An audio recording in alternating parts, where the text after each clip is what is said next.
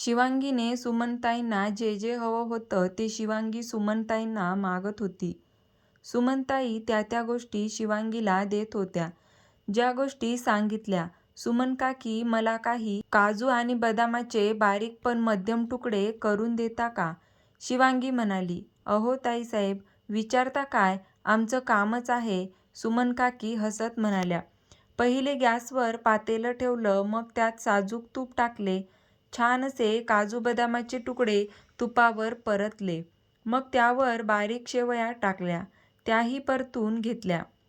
छान परतल्याने हॉलपर्यंत सुवास दरवळत होता. सोफ्यावर बसलेला धैर्यशीलने आपोआप डोळे बंद केले. आपोआप त्याच्या तोंडून शब्द बाहेर पडले. आपोआप त्याचे पाय किचनकडे वळले.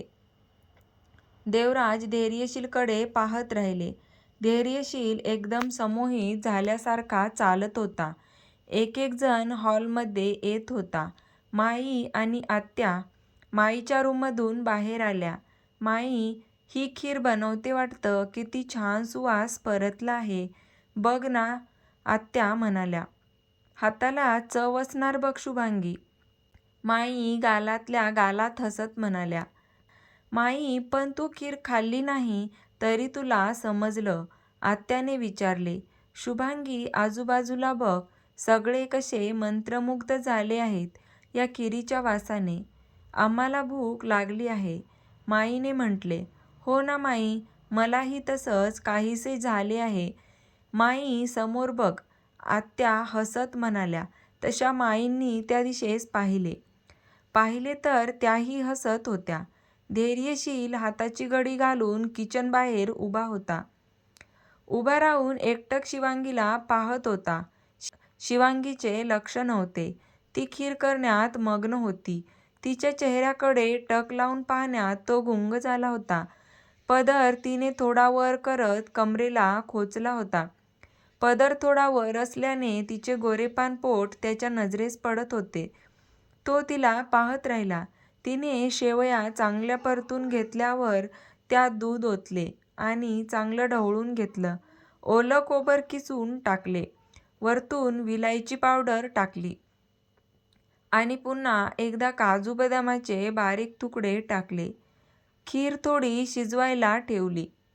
झाली बाबा एकदाची खीर, म्हणता तिची नजर जेव्हा समोर गेली तर डोळे मोठे करूनच ती पाहत होती.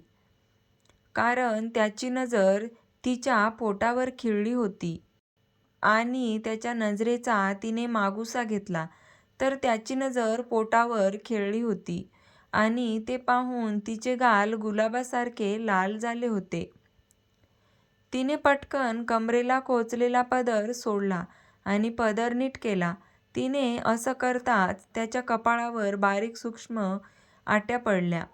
तेवढ्यात त्याला ढकलून आत कोणीतरी आले आणि तो चिडून काही बोलणार त्या व्यक्तीमागे आत्याही आल्या.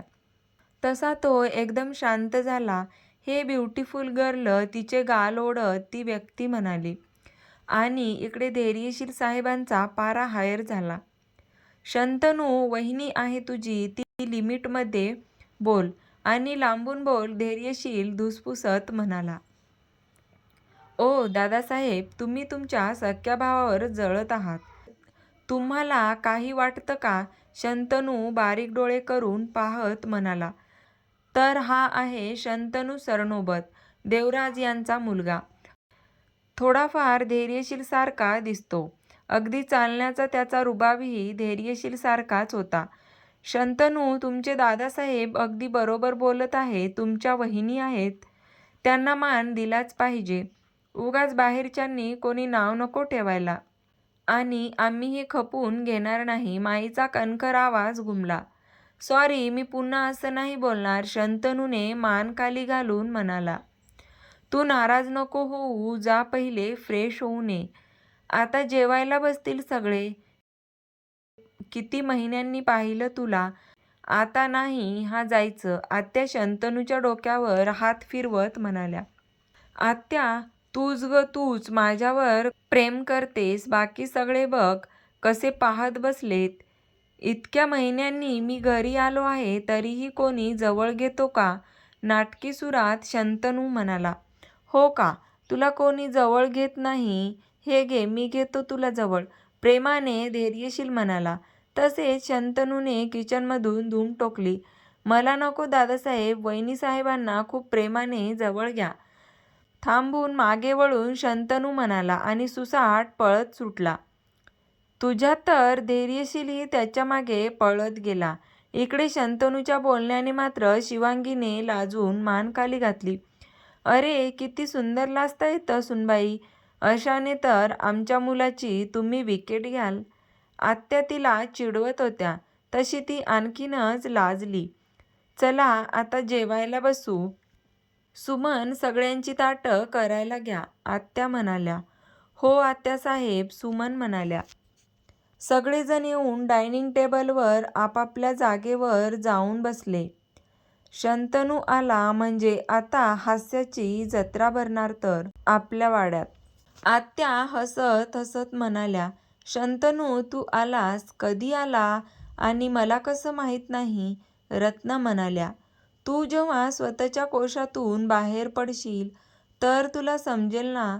स्वतःचा आणि स्वतःच्या मुलीचा विचार करत राहतेस तर हेच होणार. मुलेही किंमत देणार नाही. जसे आपण वागतो ना तसे समोरचा माणूस वागू शकतो, त्या स्पष्ट शब्दात रत्नाला म्हणाल्या. आत्याचे बोलणे रत्नाला चांगले जमले होते. ताई, मला किती बोलता तुम्ही. यासाठी मी लग्न केलं नाही ना तुम्ही, जेणेकरून भावजाईचा त्रास द्यावा, त्याच्या संसारात सारखे सारखे तोंड घालावे. रत्ना एकदम रागाने म्हणाली. पण ती काय बोलते याचं भान राहिलं नव्हतं. रत्नाच्या बोलण्याने आत्या दुखावल्या गेल्या. आई, धैर्यशील आणि शंतनू दोघेही मोठ्याने ओरडले. रत्ना, देवराज चिडून जागीच बसले. रत्नाच्या कानाखाली दिली. देवराज, माई चिडून म्हणाल्या. माफ कर, पण आज हिने सगळ्या मर्यादा ओलांडल्या आहेत. कोणाशी काय बोलतोय याचं भान राहिलं नाही. किती वेळ झालं माफ करायचं. माझा खरंच निर्णय चुकला. तूच फितवलं होतं मला, नाहीतर मी रेखाशी लग्न करून आज सुखी राहिलो असतो. माईंनी माझ्यासाठी अगदी योग्य मुलगी पाहिली होती आणि लग्नही झालं असतं, पण तू मध्ये आली नसतीस तर. देवराज आज रागाने मनात जे काही साचलं होतं ते भडाभडा बोलून मोकळे झाले होते. एकदम शांत. जेवण करून घ्या. आज नवीन सुनबाईंनी पहिल्यांदा गोड पदार्थ केला आहे. तिचा हिरमोड नको व्हायला. जे काही आहे ते आपण जेवण झाल्यानंतर बोलू. माईंनी आदेश दिला तसेच चुपचाप सगळे जेवण करायला बसले. सगळ्यांना खीर वाढली. खिरीचा पहिला घास खाताच सगळ्यांनी तृप्तीने डोळे आपोआप मिटले. खूप चविष्ट खीर झाली होती. सुनबाई, खीर चविष्ट आणि स्वादिष्ट झाली आहे. देवराज चेहऱ्यावर हसू ठेवून म्हणाले. त्यांना खीर खूप आवडली. धैर्यशील, कशी झाली खीर? तुमच्या बायकोने केली आहे. खाल्ली असेल तर तारीफ करा. आत्या चेहऱ्यावर हसू ठेवून म्हणाल्या. त्यांनी चेहऱ्यावर अजिबात दिसू दिले नाही की त्यांना वाईट वाटलं आहे. आत्या, तू ठीक आहेस ना? धैर्यशीलने चेहरा गंभीर करून विचारलं. मला काय झालं? मी ठीक आहे. तू बाकीचं सगळं सोड आणि मला सांग की कशी झाली आहे खीर? आत्याने विचारलं. छान झाली आहे. चेहरा एकदम कठोर ठेवत धैर्यशील म्हणाला. धैर्य, तुला काही चावलं आहे का बाळा? देवराजनी विचारलं. नाही बाबा, काहीही काय बोलताय? धैर्यशील नाही म्हटले. मग तू असा चेहरा कडू करल्यासारखा का केलाय? जरा मोकळे मनाने तारीफ कर की. खरंच खीर खूप स्वादिष्ट झाली आहे. सुनबाई, हे शगुन घ्या. देवराज यांनी शिवांगीच्या समोर धरलं. बाबा, नको हे, शिवांगी म्हणाली. घ्या सुनबाई, ते शगुन आहे. माईंनी म्हटलं तशी शिवांगीने ते घेतलं. उगाच नाटकी नको करू, घ्यायचं तर होतं. लालचीपणा दिसतोय. आतापासून. रत्ना शिवांगीकडे तुच्छ नजरेने पाहत म्हणाल्या. धैर्यशीलने रागाने हाताच्या मुठी आवळून घेतल्या. रत्ना, आपण जसे आहोत ना तसं समोरचा दिसतो तुम्हाला तर तुमच्या वेळेचे आठवत असेल ना. सगळ्यांनी शगुन दिला होता तर तुम्ही पटापटा घेतला होता, अगदी वेळ न दवडता. माईंनी रत्नावर रागाने एक कटाक्ष टाकत म्हणाल्या. रत्नाच्या बोलण्याने शिवांगीचा चेहरा उतरला होता. खीर छान झाली आणि सगळ्यांनी कौतुक केलं तर तिलाही आवडलं होतं, पण मात्र चेहरा उतरून गेला होता.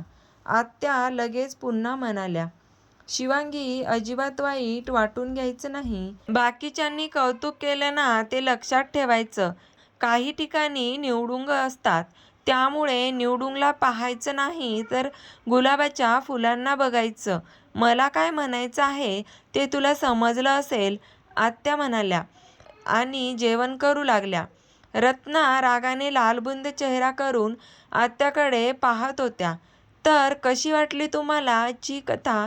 आवडली असेल तर एक लाईक नक्की करा, कारण तुमच्या एका लाईकने माझा व्हिडिओ जास्तीत जास्त लोकांपर्यंत पोहोचेल.